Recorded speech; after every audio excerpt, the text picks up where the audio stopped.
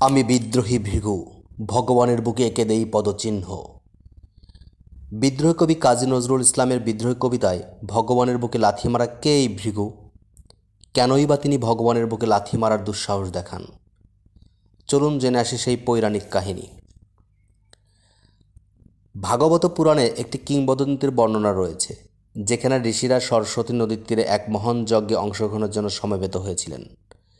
সমবেত ঋষিরা সিদ্ধান্ত নিতে পারেননি যে ব্রহ্মা, বিষ্ণু এবং শিবের মধ্যে কে প্রধান এবং কে এই যজ্ঞের প্রাপক হবেন। তারা এই উত্তর নির্ধারণের জন্য ভৃগুর কাছে গেলেন এবং ভৃগুকে নিযুক্ত করলেন ভগবান শ্রেষ্ঠকে খুঁজে বের করার কাজে। ভৃগু ছিলেন প্রখ্যাত ঋষি এবং ভগবান প্রজাপতির মানসপুত্র। এই কাজের দায়িত্ব অর্পণ করার পর ভৃগু ত্রিমূর্তিগুলির প্রত্যেকটিকে পরীক্ষা করার সিদ্ধান্ত নেন। তিনি প্রথমে সত্তালোকে ব্রহ্মার কাছে যান এবং তার ধৈর্য পরীক্ষা করতে চাইলেন। জ্ঞানী ঋষি ভগবানের স্তুতিগান তো গাইলেনই না, এমনকি ভগবানের সামনে প্রণাম পর্যন্ত করতে অস্বীকৃতি জানান। উপরন্ত খ্যাতিনামা ঋষি হিসেবে সম্মান দাবি করেন। ব্রহ্মা রেগে যান, কিন্তু বুঝতে পারেন যে তার পুত্র তাকে পরীক্ষা করছে। তাই ক্রোধ সংবরণ করে তিনি ভৃগুকে ছেড়ে দেন। তারপর ভৃগু শিবের আবাসস্থল কৈলাসে চলে যান। ঋষিকে দেখে শিব তার পায়ে দাঁড়িয়ে ঋষিকে আলিঙ্গন করার জন্য অত্যন্ত আনন্দের সাথে এগিয়ে যান।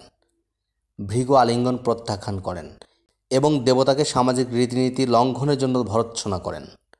শিব ক্রোধে ঋষিকে ত্রিশূল দিয়ে আঘাত করার জন্য প্রস্তুত হন, কিন্তু তার স্ত্রী পার্বতী তাকে শান্ত করেন।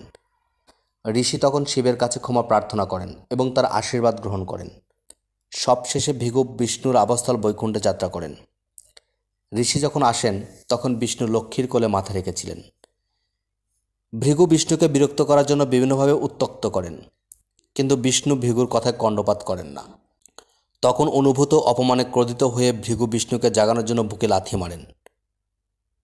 বিষ্ণু জেগে ওঠে, ভৃগুকে অভিবাদন জানালেন এবং তার পা মালিশ করতে করতে বললেন, আপনার পা কি ব্যথা পেয়েছে? আবেগে আপ্লুত হয়ে ভৃগু ঋষিদের কাছে ফিরে এলেন এবং ত্রিমূর্তিদের মধ্যে বিষ্ণুকে সর্বশ্রেষ্ঠ ঘোষণা করলেন।